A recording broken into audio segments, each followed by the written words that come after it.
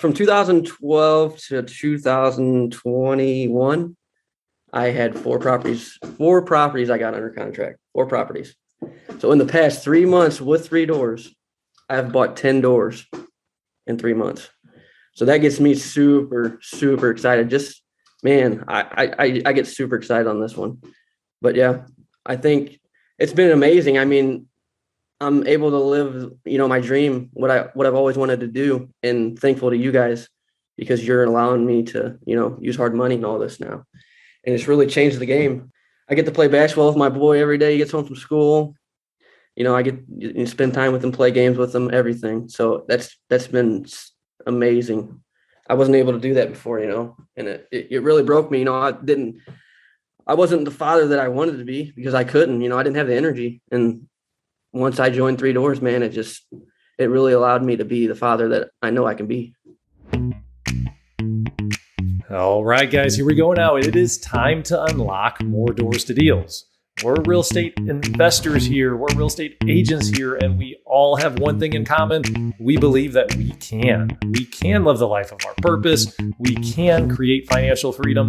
We can build a better life for those that we love, and we can live the life of our dreams. I don't care if you're trying to do your first deal or your 500th this year. You can get to the next level, and we're here to help. Welcome to Doors to Deals. I'm your host and founder, Jim Manning. Today's episode can be found on doorstodeals.com/078. Today, we have another one of our team members on the line. Cody Tatum is an acquisition specialist for us over on our Illinois side of things. And the dude has been kicking some major tail. He's been doing amazing. And we're going to dive deep into his journey, into where he's at now and kind of like what his goals are for the future. And I really love interviewing Cody, and I got a lot out of it. And I think you'll get a lot out of it too. So before we get started on the interview, we do have we have passive income opportunities available. We've been generating about $130,000 a month in passive income for our clients and ourselves. And we can help you too. So if you have the desire to become financially free and start investing more into real estate, reach out to us, let us know. And the best way to do that is just to send us an email, deals@3doors.com. That's DEALS at 3doors.com, THREE doors.com. Okay, let's get started with the iTunes review of the week. This week's review comes to us from Nita Davis, titled Living Your Life by Design, Not by Default. 5 stars. Nita writes, looking to build wealth through real estate and live a debt-free, financially stable life? Are you interested in learning more about how to invest in real estate and become more educated? Listen to the stories of successful investors, agents, and others who went from living an ordinary to an extraordinary life and gained the tools to do so on this podcast. The value and knowledge you'll gain through listening won't disappoint. Nita, thank you for your review. Jim, back to you. All right, guys. Well, that's a wrap for the intro. Let's get started on this interview. Hey guys, Caleb and Jim here. I'm super excited to bring you another Doors to Deals podcast this week. This week we have a great lifelong friend of mine, Cody Tatum. Cody and I go all the way back to the baseball days and played baseball together for a while growing up. And then once he wanted to get started into real estate, we started working together. So I'm super excited to have Cody on. Thanks for joining us today, Cody. No problem. Thank you, guys. Oh, man. So you got all sorts of dirt on Cody then, if you know him that long, huh? Cody was probably the fastest kid I'd ever known. I remember in middle school, so we went to different middle schools. And I remember watching like middle school football games. And I knew who Cody was because he literally was like beating everybody out there. I was like, dang. And then we started playing baseball together. And I think he's the only person I ever saw in high school steal home plate. So that might have happened a few times. Well, hey, here's the deal. You don't have to be fast to steal home. I have stolen home before, and I was not fast. So I remember in like we played some rec ball together too. Like we played high school baseball, but then in rec ball, like he would literally get into pickles on purpose because he knew like this is just going to be fun, and I want to make these kids make errors. It was pretty funny. Those were the good days. Yeah, much easier times. So Mhm. Cody, tell us a little bit about yourself. You've been buying property for a few years now. Let's kind of get into the beginning of what it was like to buy properties, and then we'll lead all the way up to where you're at now. Yes. So I mean, in 2012, me and the wife were, we just got out of high school. We were just about to get married. So we were looking for our first house, We weren't making much money. We were probably bringing in 800 a week together, so it wasn't much. So I really wanted to find a foreclosure that I could get for a good deal. So, we probably put about 6 or 7 deals out. Nobody was accepting our offer. And then we finally come across a property and we put a bid in at $18,000. And I thought, no way we're going to get this property. Well, we ended up getting the property, and that was the very first investment property that I bought. And that's kind of what got me into, investing, is after I got that first property and we kind of fixed it up together. So I what kind was of what was going on in your head when you said no way we're gonna get it, and then you got it? Were you just like, oh shit, or like what Yeah, happened? definitely, Jim. I was like, oh shit, because 7 other deals just fell apart on us, and then they finally said, well, we're going to accept this one. So yeah, I was like, oh shit, here we go. So, That's awesome. So you were what, 19 years old? 19 years old. I mean, you got a similar path, starting at 19. Tell us about that deal a little bit, like just kind of like what were the numbers on it? And I'm sure you made a lot of mistakes, and maybe we can go through some of that. Yeah. So, I mean, obviously first property, you're going to make some mistakes, but yeah. So we put about 15 in it, and I had a buddy that, he did roofing and stuff. So I had him come put the roof on for me, and that turned into a whole nightmare because he ripped the roof off and he never put the roof back on. And then the rain came and there was water coming in the house. Man, I probably know who he is, but we won't say his name. We won't talk about that guy. But yeah, so we had to hurry up and throw tarps on the house. And then luckily my best friend was my saving grace. He came and he had the roof on in like half an hour. I mean, half a day. Nice. Good for him. That's awesome. So that's screwed by one friend and saved by another. Geez, so now there's a lot to dig into this. Were you self-funding this, or like did you get a loan, or like how'd you do the financing part of it? So this was actually the wife's grandpa. He funded this for us. It was our first house. He funded it for us, and we made payments back to him for 5 years until we paid it off. That's awesome. Yep. What a great connection to help you get started. Yeah. So he started without him. None of it would have been possible. So I'm very grateful for him. Did he bring that up to you guys as an option, or did you bring that up? He's super old school, so he doesn't like interest rates or none of that. So he said, I don't want you guys paying a crazy interest rate. He's like, let me fund it, and then just make me payments back until you guys pay it off.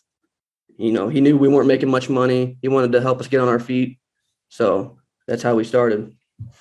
So it was a single family home, right? Yeah, single family home, 3-bed, 2-bath. Yep. So you move in it, you got cheap payments, probably starting to save up money. Yeah. And then next, did you buy a mobile home next? No, so that was the mobile home. Okay, that was a mobile home.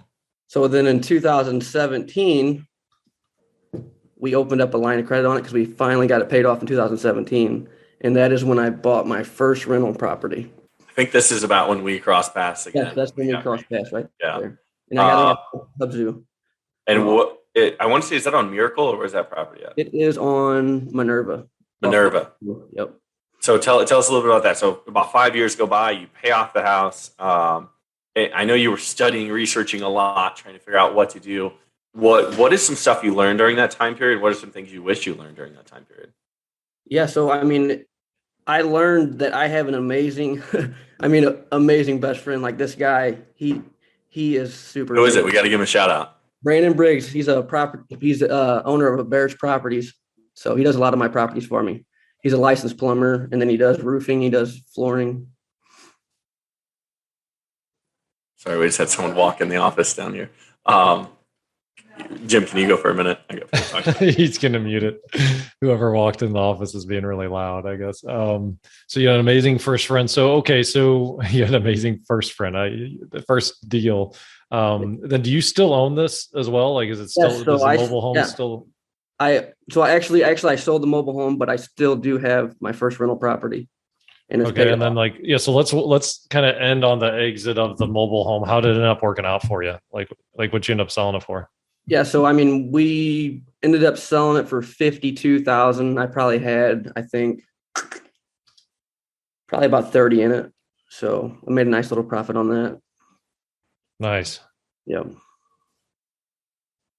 Okay. And then, so then the rental, so let's kind of take up the story here on the, like your first rental. So you still own it today, like what you buy it for, and Yeah, how's so the cash flow and what's yeah, going so on we with got that? it under for $14,000, and then we put 15 in it, so we were at about 29 on it. And probably rented for 750, 800. It's rented right now. It's renting for 795. I So love Granite yeah. City rental properties Yeah, starting so out. I mean, that's all cash flow right there because we bust our butts and pay it off, and we got it paid off. So That's awesome. yeah. Cool. So you get that one, and then you kind of took a detour after that, right? And started flipping. Yeah, so I mean, right after that is when I joined the Bricklayers Union out of Local 18 out of St. Louis, and that I think that was kind of I was in the Bricklayers Union for 5 years. That was kind of I didn't enjoy what I did. I was coming home every day. I just wore out. I got two little boys. As soon as I walk in the door, they're wanting to play, and I just didn't have the energy, man, and it was just mentally draining me. So. Yeah, I mean, and I think, right after that is when I So bought my. so you had some success in real estate, and then why not get into it full time before you joined the Bricklayers Union? Like what happened there? Well, I mean, I didn't know too much about real estate. Like, obviously, I thought you had to have all this money to start up.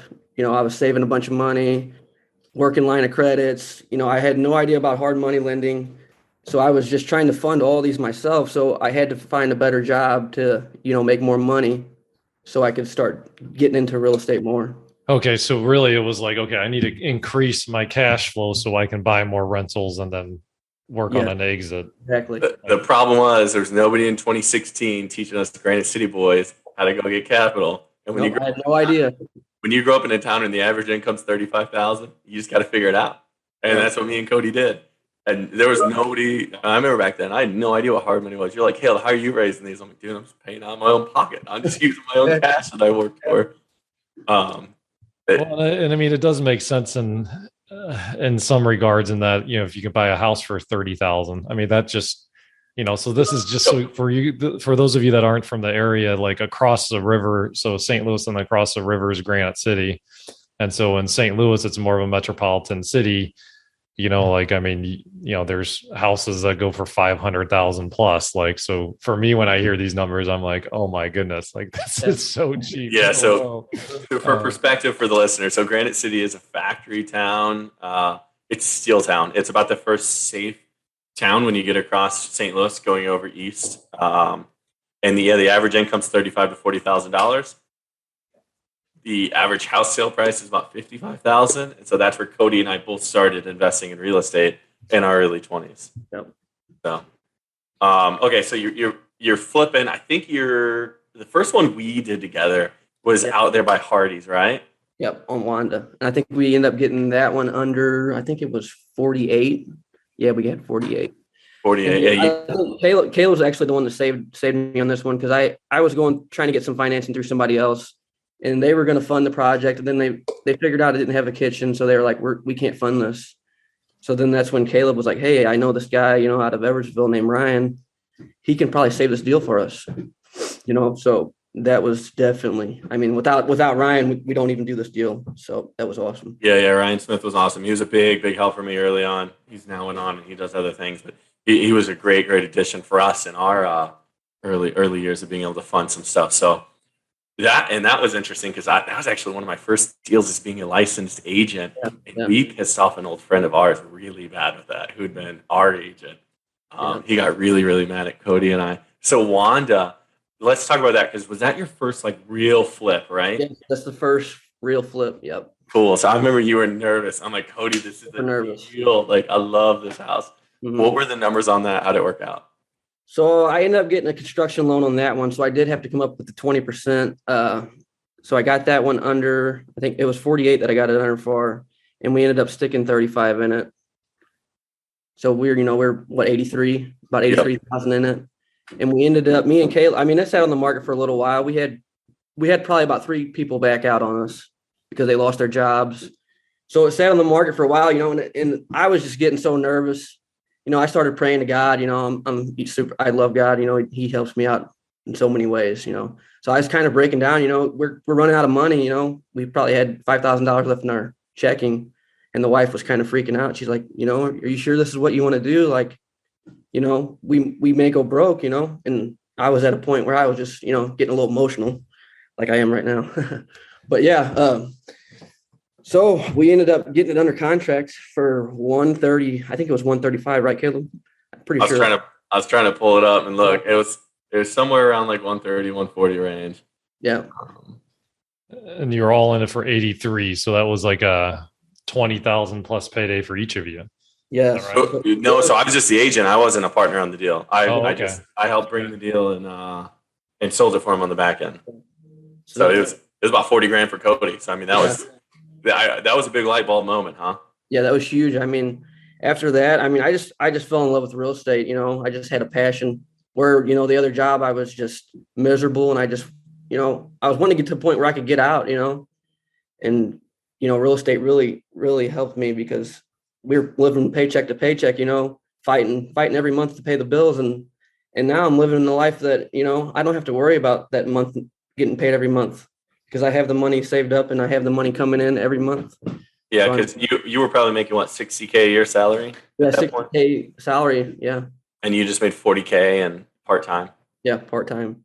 Yeah. I mean, that was in my podcast. You guys listen, there's a huge light bulb from. I almost made my whole yearly salary doing my first flip. And I was like, wow. So let's dive into. I think we kind of breezed over Cody's emotional moment, and I'm not going to let you off the hook that easy, buddy. Yeah. So the financing structure, I want to dive into this because this is a good learning moment for everybody listening in too. So you had $5,000 of money left. The property's sitting, and that's an oh my God moment at that point. Like, am I going to go broke? What's going to happen? Yeah. How did you? So one more time on how you structured the financing and what was happening there to where your nest egg was in essence depleted to nothing. Yeah. So like I was saying with the construction loan, I had to come up with 20,000. I had to come up with 20% down. Okay. So that ended up being like, I want to say 15 or 20,000 I had to come out of my pocket on it. Yeah. So that's kind of what threw the curveball at me, because I had to use what we had in the bank to put that 20% down. Gotcha. So then that 20% down was the majority of what you had. Yeah. And then you still had the income coming in. Was that enough to cover like the monthly construction loan payment, or were you negative on a monthly standpoint too? So I think that was before I actually joined the Bricklayers Union. So like I said, we were we were making, I'd say $800 a month. $800 a week a piece. So we were, after the bills and everything, we didn't really have much. So I was eating that payment every month. So that's kind of, I was in a bad spot. So then even though you made the $40K profit, you decided to go ahead and get the job because of that uncertainty? Yeah, the uncertainty, and then obviously the job I had before, I didn't have health insurance. I didn't have no benefits or nothing. So I was working, we just had our boy, and I was trying to get some health insurance for them. And then, that came along and, it paid really good. At the time I thought it paid really good. After looking at it now, it's like, not really, but yeah. So that's kind of why I joined. I wanted to be comfortable while I keep doing these flips. Cause like I said, I had no idea about the hard money side. No idea. Yep. And this is before I really knew about hard money. This was 3 years ago. Neither of us knew. But he was doing the best he could, which is awesome. So it's really interesting on this, guys, is a lot of times we make decisions without like knowing all the angles. And there's a lot of different ways to do it. You could have brought in sometimes I see people just bring in a financial partner and the agreement is, hey, I'll split 50-50 of the profits, but I literally want you to pay for 100% of everything. any sort of monthly payments. If we do a construction loan, you need to do the 20% down and carry the insurance and the taxes and all that. So it's interesting, like looking into it and the decisions we make, based on just looking at it from only one angle. Like if you had to do it all over again, would you have joined the Bricklayers Union, or would you have just got into real estate full time? What do you think? If it was for me knowing about hard money and everything, I think I would have definitely gotten into real estate full time before I joined. But without me knowing anything, I kind of just jumped into a job just for the comfort level. But okay. Caleb, you're going to say something. I think I cut you off. Sorry, man. What was it? I'm sorry. I can't remember exactly. No, it's I'm sitting here rethinking through it because it resurfaces so many of my memories from like growing up and like starting out in real estate, because me and Cody were both on the same grind, the same struggle together. So, well, it's funny is about being an entrepreneur, guys. Like, and this was something that really, I think I did, and I wasn't aware of it. I think the moment I became aware of it, Caleb, was one of our first podcasts where I interviewed you on it. It might have been the first podcast. I don't know. Where Caleb was in a situation where you were like maybe going to go broke and you had to get a job or not. And then how did you solve for that, Caleb? Let's go back into your mind. I want to. Yeah. So for me, I had an interesting point. I'd quit my job, and then I had a house sit. It didn't sell. I couldn't get it sold, and I was going to lose money on it. And I'd always refused to lose, really, right? So I didn't want to lose money, so I was turning it to a rental, but I was now out of capital because all my money was tied in this. I couldn't even get a loan at the time. And I remember I sat for probably a month or so, and I was like just kicking around, like, well, what am I going to do? Like, still working on some stuff, getting stuff done. I was like, I am not going back to work for my dad. Like, there's no way I will let everyone be right that I was going to fail. So I went and I just started asking. And finally I found a partner that partnered with me as a 50-50, and he put up the cash. And that was what really helped me jumpstart and start doing a high volume. I went from like 3 to I think I did 8 the next year. But yeah, it just took asking the right questions and asking the right people. I probably had 15 people like, there's no way like I'm investing with you. And I didn't really know a lot of people with money when I was 24 years old. I mean, grew up poor and didn't know, like my parents didn't have a lot of capital. Yeah. And I just so happened to talk to the right person one day. So it just took getting told no enough times to finally find the right person that believed in me. To financially back me, and they put money up for my flips. And then we had a partnership for a little while. And after about a year, he's like, hey, I made my money. I think the stock market's going to go up. I'm putting my money back into the market. And then I kind of hit a crossroad again, which is when I met Ryan, who Cody ended up using for some flips, and Ryan helped me get lines of credit and things set up. So it's really just meeting the right people. And I met Ryan through an old business connection that I had made. I called that guy and I was like, hey, I need to figure out how to get more money. What do I do? It's the same way as trying to find deals, I think, is raising capital. Is you really, really have to work hard at it. Now I have such easy amounts of capital because of the company we run. But early on, there were so many phone calls to so many people. Who do you know that can help me fund these deals? Because most people, they have trouble buying one house. So when you say I want to go buy 15 houses this year, they're like, there's no way. So, and I guess like the art of being an entrepreneur is really at its core solving a problem. So like Caleb, when he encountered this problem, he just got into action mode and started talking to people. Hey, how would you solve this? Do you know of anybody? And then he kind of went down the rabbit hole and solved it. I think that too many people will run into an obstacle and then they'll just say, okay, well, that's it. Time to move on, but like, that's the art of being successful as a business owner, as being an entrepreneur. Yeah. It's finding solutions to these problems. Absolutely. You get paid based on the proportion of the difficulty of the problem you solve. I think that's Elon Musk who says that. I'm not sure, but it's someone much, much smarter than me. And I always think about that every day when I'm working and I'm doing my job, which to me it's not a job, but I realize that the more difficult problems are, the higher I get paid on those. And then also like going back to like you networking, your net worth and your network are directly correlated. And had it not been for meeting one person that I probably cold called one time, I might have never been able to find Ryan, and I might have never been able to secure funding. And so the other thing is like to think about this is you guys don't understand the domino effect of telling yourself no and letting yourself quit. Maybe Cody wouldn't be here today and he'd still be a bricklayer if I hadn't connected him to Ryan. There's so many domino effects that your decisions in life impact other people's lives that you don't even think about or even realize. But I actually forgot that he used Ryan for that deal. Yeah. That had I not met Josh, who I called and found to go work for like 5 years before that, who connected me to Ryan that I went back on. Yeah. How many lives would that affect? That deal falls apart without Ryan for sure. Yeah, and then you might not ever buy a house. You might not ever flip. And me and you probably are both working in the trades for the rest of our lives. I mean, that's where I would have ended up. I know for certain I would have been a carpenter. Mm-hmm. So you guys who are listening, when you're close to giving up and you're wanting to tell yourself no and you want to quit, it's not just about you. It's not about you. It's about all the other people that you were destined to impact their lives. Because if, we talked about this last week on the podcast, the 3 whys.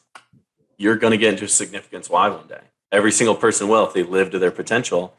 And if you don't ever hit that significance, how many lives aren't you going to change? How many people aren't going to have a better tomorrow because of you? Yep. Nicely said. I'll go on those soapboxes all day long because Cody, it's powerful. It's powerful stuff. Yeah, no, absolutely. There's somebody listening, maybe live right now, or somebody listening on the recording later that is wanting to quit and wanting to give up. Don't do it. Don't quit. Nope. Keep fighting. Because, man, and as soon as it gets tough and you want to quit, abundance is around the corner every single time. Yeah. I'm sure Cody and Jim will both agree with that. For me, there's been so many times where I'm sitting there and I'm like, I just want to quit. Last year was a big, tough year for me. And many times I was kicking myself in the butt, wanted to quit. And I had the best year of my life last year after I got my head out of my ass and I started crushing it. And that's, money is especially really, I think it's in life as an entrepreneur, but especially in the last 13 years of real estate, I have found that money's around the corner of your uncomfortable zone. Like when you start to get uncomfortable and like you do it anyway, that's where a deal or a paycheck, is just around the corner at that point.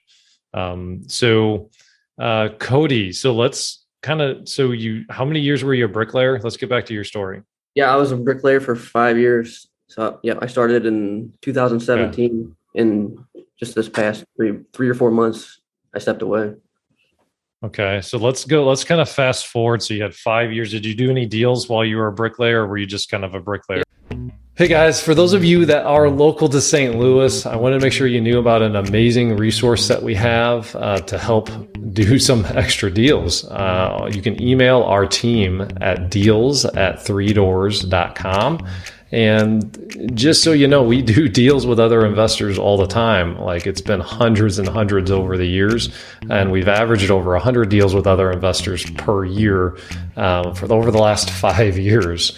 We can straight up buy the deal if you have a wholesale under contract that you want to sell. If you need funding to finance a flip or like you're doing a BRRRR strategy, we have funding available for you.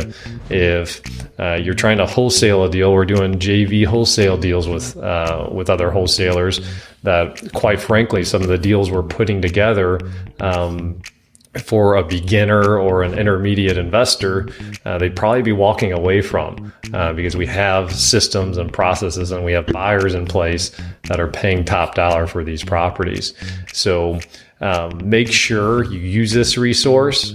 And the best way to get and the easiest way is to just send us an email, deals@3doors.com.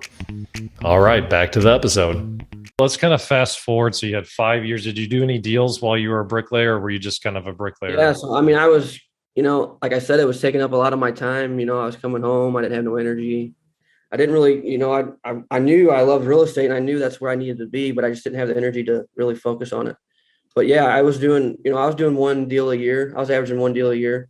So I think the next deal was in 2020 is whenever I bought my next house in Belleville.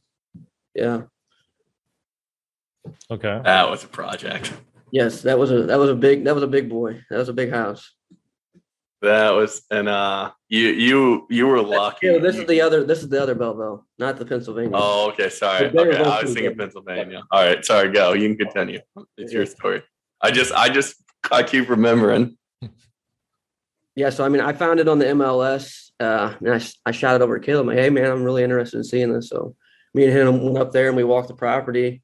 So, I mean, house was in super good shape. It just needed some love. But yeah, so I told Caleb, let's throw an offer in at 78. I think they were wanting 78 is what they were wanting. So I did. The market was kind of getting a little hot then. But I didn't think I'd get it. So I always think I'm not going to get it. But yeah. So correct me if I'm wrong. That would have been about May after COVID, right? I think it was right when COVID started. Right. Yeah. Right when COVID started. Yep. And the market just shot up. Yeah. It just I was having issues, getting workers there because everybody had COVID. So I remember that your electrician, his whole company got COVID during that. So let's talk about that because I'm sure there's a lot of people don't know the difficulties that happen, especially early on in COVID, to get jobs done. I mean, that I wasn't actually actively buying properties during that time. It took me a couple months. So what was it like? I mean, you close on a property, full blown breakout. What are some of the struggles you had? I was, I kind of was freaking out because we actually got it under contract before COVID, and then I think during the process of buying it is whenever it all hit. So yeah, once it hit, I kind of freaked out because I didn't really know what was going to happen. I didn't know if I was going to get stuck with this house because the market was going to crash or what was going to happen next. So it was definitely scary. And yeah, so I mean, we got it under contract for 78. So I started that rehab on that one. So you could have backed out of it at that point and said, hey, COVID, I'm just too scared. Like, what made you move forward with it? I just felt, I was at a point where, we just sold this house. I made a good profit off of it. I had a good egg nest in the bank. So I wasn't too hesitant on this one.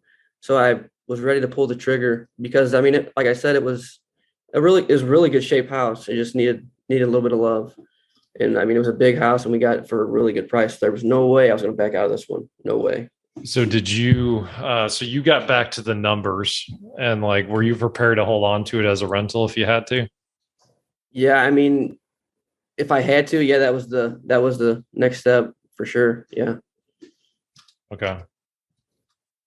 And that was everyone was backing out of real estate contracts during then. I think you were one of the few that didn't, but it paid off. Paid off. Yeah. Yep.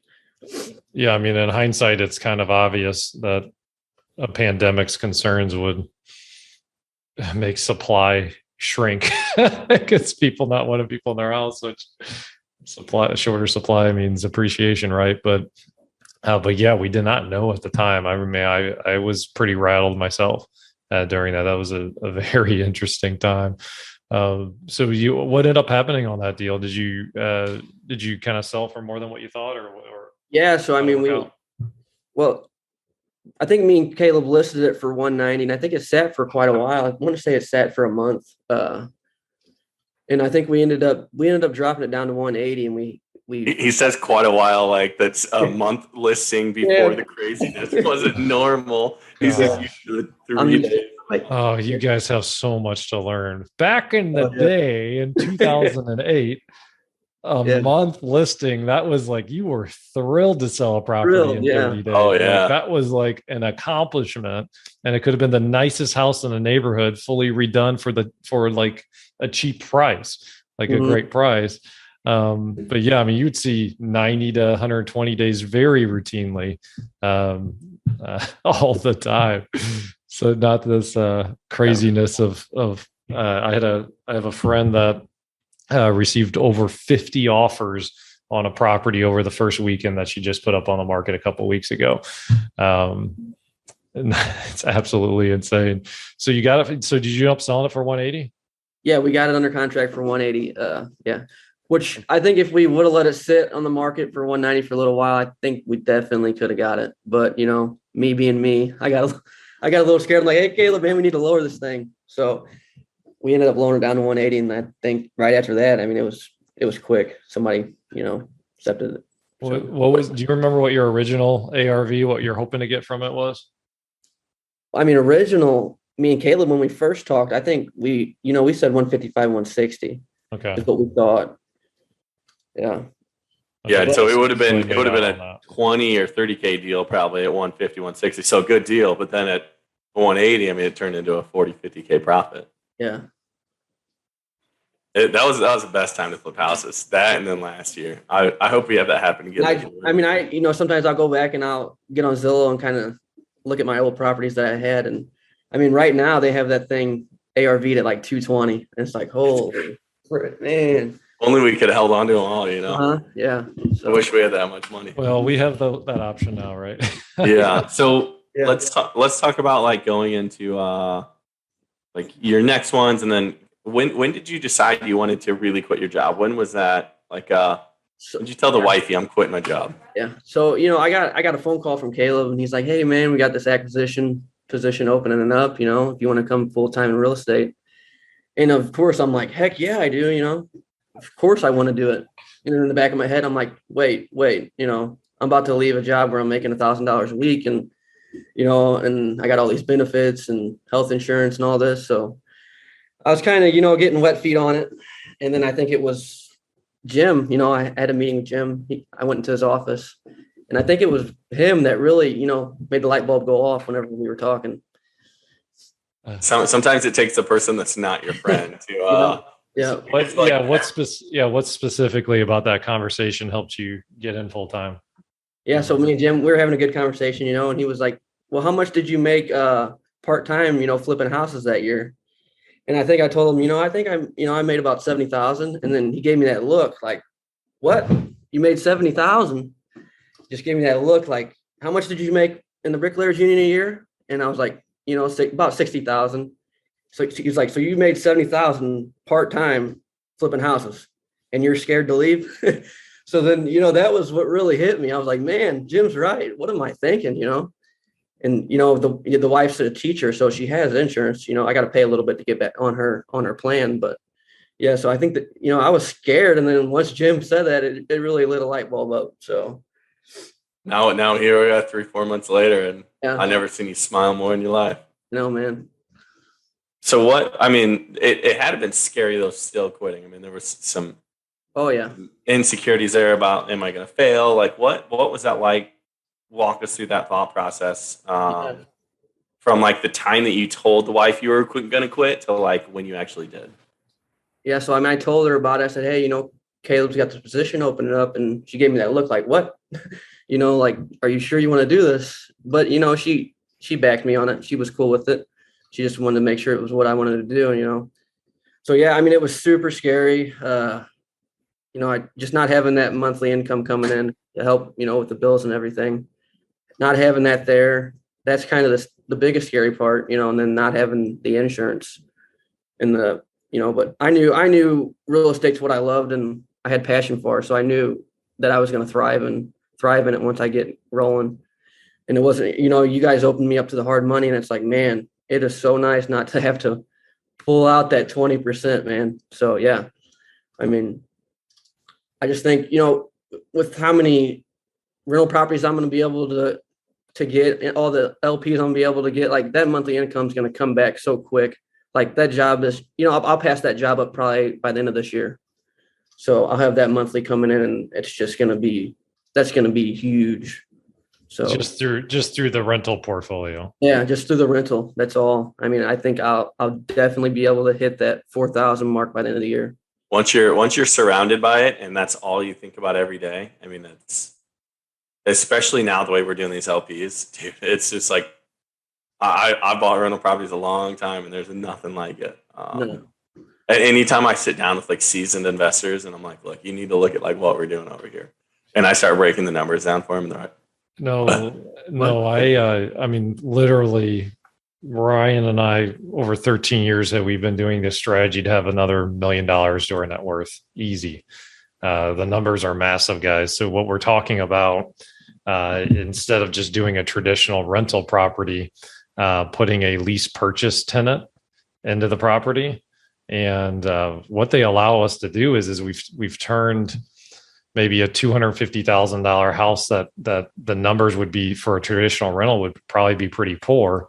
We've been able to get a nice cash flowing piece of real estate through putting a lease purchase tenant in there. And the process to do that was a huge pain. I mean, we thought, oh, 6 months, we'll figure it out. We've sold hundreds of houses over the years. It took us over 18 months to really dial it in and get a whole division. We have a whole division now. We have 4 or 5 team members in this division that just specialize in finding these lease purchase tenants and putting them into properties. But I mean, Caleb, my goodness, how many do we have? How many do you have over the last 12 months in Illinois? So I would have to count the exact number. I know I added about $6,500 to my monthly cash flow since last June. Wow. Since last June. Yeah. And we're recording this in the end of January. So, I would say once we come up to this June, I'll be over $10,000 added for monthly cash flow through these. And I've been buying rental properties since I was 19. I'm 29 now. And I'd only really just hit that 10K mark out of my normal rentals before I got this. And then I'm doing that in a year off these LPs. And what's beautiful, I don't want to hijack Cody's whole call talking about these, but Cody loves these too. What's so cool is you get to be so proud of your rental portfolio. For years, me and Cody were buying these $40,000, $50,000 houses in Granite, and you deal with tenants that don't take care of it, and you're not proud of it. It's not a proud feeling to own a $50,000 house because it's I wouldn't want to live there. But now, me and Cody and Jim, we're buying $250,000, $300,000, $400,000 rental properties that are making $700, $800 a month per door with no maintenance. And I have rental properties that are nicer than any house I've lived in. And we're just yesterday we were negotiating a $550,000 house in Edwardsville, and the average sale price in that town is $300,000, and we're going to turn that into a rental property for someone that can't get a loan that can afford that monthly payment. And I'm that house is nicer than the house that I'm rehabbing and moving right now. I thought the house I was rehabbing was to the nines, and then I look, I'm man, I'm going to own a rental nicer than my home. Nita, we got to upgrade. I'm just kidding. But it's really cool. So if any of you guys who are listening, if you want to know information on this, honestly, this is a way to change your life when it comes to passive income. Let me or Jim know, or Cody. You can. We talk about it all the time, reaching out. Cody, he's not one of the suits. He's just a normal dude. He's out here doing this, making bank on these LPs. Anybody can do it. So let's get into the last few months since you've been in full time. You're kind of on the newer side, being full time, even though you've invested for about 10 years or so. So how have you done? How's the adjustment been to full time? What's the good, bad, and ugly, man? So I like this. This part makes me smile. So yeah. In the past, from 2012 to 2021, I had 4 properties. 4 properties I got under contract. 4 properties. So in the past 3 months with 3 doors, I've bought 10 doors in 3 months. So that gets me super, super excited. I get super excited on this one. But yeah, I think it's been amazing. I'm able to live, my dream, what I've always wanted to do, and thankful to you guys because you're allowing me to, use hard money and all this now. And it's really changed the game. So I'm super excited. There's obviously weeks where I'm man, I gotta get another property. But yeah, other than that, I'm loving it. It's been an amazing journey so far, and I'm just now starting. How much more time do you get to spend with the kids? Oh, I get to play basketball with my boy every day. He gets home from school. I get to spend time with him, play games with him, everything. So that's been amazing. I wasn't able to do that before, and it really broke me. I wasn't the father that I wanted to be because I couldn't, I didn't have the energy. And once I joined 3 Doors, man, it really allowed me to be the father that I know I can be. Yeah. Yeah. I remember you told me this growing up, and your dad was a lot older, and it was he didn't get to play baseball with you growing up. No. And it makes me a little sensitive because I remember growing up, my dad was amazing, but he would come home and I'd be let's play catch. He's I'm tired. And now I get to think about, and I want to be a dad one day. I get to think about man, I remember Cody when we were in high school talking about his dad couldn't play catch with him. Now Cody gets to be the dad that plays catch with his son. Yeah. And like, I don't know, that just fills me with joy for you. So Yeah. it's, I'm glad to be a part of your journey. How old's your son again? So one of them he's about to be 2 and the other one's going to be 7. Okay. Yeah. That's right. I thought we had kids that overlapped in age. Mhm. So 10 deals in 3 months, first time, full time. Yes. Okay. So couple things on this, guys, just commentary. Okay. Those results happened because of a couple things. One, you had been investing for 10 years, even though it was part-time. So you had a foundational knowledge there, right? Yeah. That you're able to really get get off the ground running. It's like you already knew a few things. But 10 deals in your first 3 months of full time. I mean, that's like a 1%er type of result, Cody. Like that's special. So in context, when I quit my job and went in full time, I did like, I think it was 3 deals in my first year full time on my own. I was like on my own, I didn't have resources like three doors has for you now, but what is happening? Like how have you're on pace for 40 deals in your first year. That's amazing. like what's been the secret sauce, like as far as when you like finding the deals, like let's break this down a little bit more. Yeah, I mean, I would say probably, 90% of the deals that I've come across, I mean, it's social media. So social media has been huge. I mean, so many people are on it nowadays. So that's been a huge hit. So I found a lot of properties that way. And then, I mean, obviously the MLS sometimes, I mean, it's a hit or miss on that. But yeah, I found maybe 1 or 2 on the MLS that were really good deals. And I was able to get them under what they were asking, which is crazy right now. So are you buying direct to seller, or have a lot of them been through wholesalers, or like just relationships you're building, or like what's been happening? A mix of everything. I've gotten 2 wholesales, and a lot of them have been, MLS, and then there's been a couple referrals, friends, getting the word out, that way. Okay, so just making sure that you're not a closet investor that people know. Yes. You're buying houses, you're out there every day, and just let me know. Yep. That's networking. Yeah.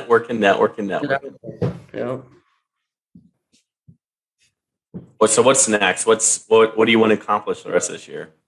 Rest of the year, I mean, I said I wanted to get 6 LPs under by the end of the year. I think I can do it. That would be huge. And then wholesale wise, I definitely want to start picking that up. Yeah, because that's nice to have that extra money coming in too. So how many deals are we going to do? So 6 LPs. How many wholesales? I'm hoping by the end of the year we at least 40 more deals. 30, 40? 40. Let's try. How many houses are we going to flip? Houses. I'd like to flip probably between 6 and 10. Yeah. So. All told, you're going to try and do 56 deals. Did I hear that right? Is that the goal? That's the goal. We'll see.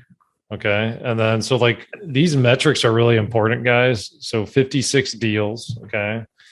So how many offers a week are you going to have to make to get to 56? I'm going to try. I mean, it's hard to do, but I want to do an offer a day for sure. 1 offer a day. I mean, obviously you're not going to get every offer accepted, but yeah, I'd like to hit that one deal a week, get 1 under contract every week. That would be huge. But yeah, I mean, obviously it's hard to do, but it's definitely something that I want to eventually do. Okay. So, and do you think 1 offer a day is going to get you there? Yeah, I think that's a start for sure. Yeah. I mean. Okay. So there's 52 weeks in a year. Are you going to work all 52? Yep. Yep. You're not going to take a week off or vacation or anything? No, I'll take off. But real estate's always on my mind. I mean, even if it's Sunday, Saturday, I mean, Are you not coming to Disney with us? No, I'm not going to be able to come because we're going to Jamaica and I think in the end of June. So There you go. He's going to Jamaica. He's taking a week off. All right. So let's say let's just give you 2 weeks. We'll give you 2 weeks off, Cody. So an offer a day, that's 250 offers, 250 days you're working. Mm-hmm. Okay. And then for you to get 56 deals, what is that? That's 56 divided by 2. So that's you closing on about 22.4% of the offers that you make. What's your close rate been so far? So far, I mean, I would say it's pretty close to there. I mean, yeah, I would definitely say it's pretty close to that 22%. Okay. And I haven't been doing as many offers as I should be doing. I definitely needed to ramp that up for sure. Yeah. And why haven't you? Just, I got a lot of rehabs going on and a lot of stuff going. So, I mean, sometimes I get so busy and it's just, I don't get the time to make that offer that I want to do every day.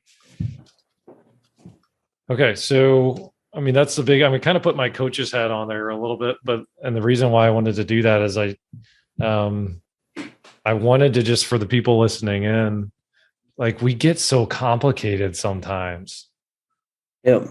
If you get down to like what habit that you need to do to get deals, and as a real estate investor looking to buy houses, and offers what creates that. You're not going to get a deal if you don't make an offer. Okay. And so like literally you get it whittled down to an offer a day. And then that's, if you think you can get about 22% of them under contract and accepted, you're going to wake up and realize you did your 56 deals. Mm-hmm. And it's why we really focus, want our kind of internal team members to really be focused on their we call them key performance indicators, because then you can slide up and down. Okay, let's say what happens if Cody's on pace for 20 deals after the first quarter, and he is doing that offer per day. We can look at the percentages, and then it can be, okay, like, is it like a blind offer on the MLS that he's not even calling and talking to the agent? Okay, like that is probably not going to be a 22% close rate versus a direct to seller lead where he's actually on an appointment and presenting one offer a day from a direct to seller. You're going to have a higher close rate on that typically.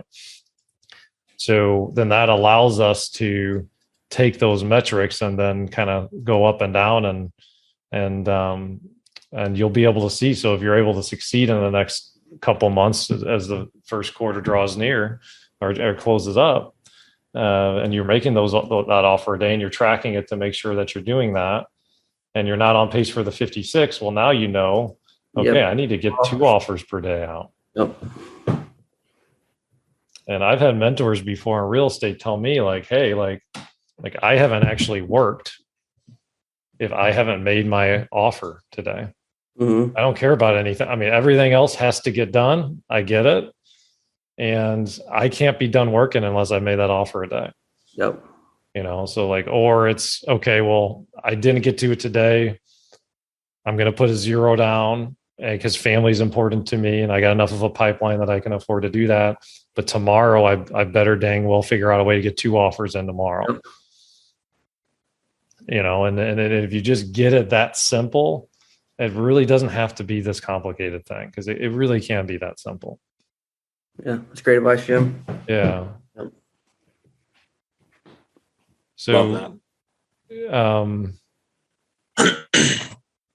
so 1 offer per day. All right. 1 offer per day keeps the doctor away. Like, why that little rhyme from my childhood just creeped in my head. I had no idea. So, hey, over the next 3 years, Cody, what do you think? Like what's we wave a magic wand and you're able to just be like, man, this is awesome. I'm continuing to live my life. What's happened over the next 3 years? What are you going to achieve? I'm going to achieve by getting, probably 18 LPs under where I'm, bringing in with that in my rental portfolio. I mean, I want to get to where I'm bringing in 10,000 a month, where I just have that, I have that to fall on. I don't have to worry anymore. I got money coming in every month to take care of everything. I mean, that's definitely my goal in the next 3 years is to really push the LP hard as I can and just get as many as I can get. Okay, so is 10,000 a month like Brent make you financially free? Does Absolutely. that cover your bills? Absolutely. That would be tremendous. That would do so much for sure. That's amazing how like people always think about retirement and how big of a nest egg that you need when if you have cash flow, maybe you don't have to work. You can quote unquote be retired, but because you already have cash flow coming in, right? Okay. And then like looking back, like if you were able to give yourself advice way back in 2012, when you started out and just like one piece of simple advice for yourself, that would be like the most valuable thing you could have told yourself. What would you have told yourself, man? Man, I'd have told myself, stop being scared. Stop being scared and do it, Get out there and do Let's it. do it. Your brain will hold you back so much. Anything that goes on in your mind, like when you put negative thoughts in your mind, you're going to hold yourself back so much. I mean, just feed yourself with positive. Go out there and just get deals get them under. Stop holding yourself back. I think that's definitely the number one right there. What you focus on expands. Yep. Well, absolutely. And if you put garbage in, garbage is going to come out. Yep. Positive mindset always, even whenever you're down. Awesome. Well, thanks for coming on, Cody. In case somebody wants to reach out to you or get a hold of you in any way, what's the best way somebody can contact you? Yeah, you can get a hold of me at my phone number is 618-447-0791. You can get a hold of me on my phone. You can send me a text, call, anything. Yep. Cool. Well, thanks so much for coming on today. This was a blast. Yeah, I love it, Cody. I mean, you are so unassuming, and I mean, 10 deals in your first 3 months full time. I mean, if former bricklayer Cody can do it, anybody can do it. Yeah, if Cody can do it, anybody can do it. That's fact. Cody's one talented son of a gun. As I was saying it, I'm like, how do I say this in a way that doesn't insult Cody? Because it's 100% correct. 100%. If Cody can do it, anybody. Yeah. Okay, so that's a wrap for today's episode. The full show notes and the episode can be found on doorstodeals.com/078. If you want to be one of our 250 people that become financially free over the next 10 years, currently we're at $130,000 a month of what we're generating, and we can help you as well. So send us over an email, deals@3doors.com. For more information on the passive income opportunities that we have available, deals@3doors.com. So that's it for today. Go out, live your purpose, and above all else, go after your dreams. Till next time. Thanks for tuning into this show. For more episodes and resources that will unlock doors to deals, check out our website, doorstodeals.com.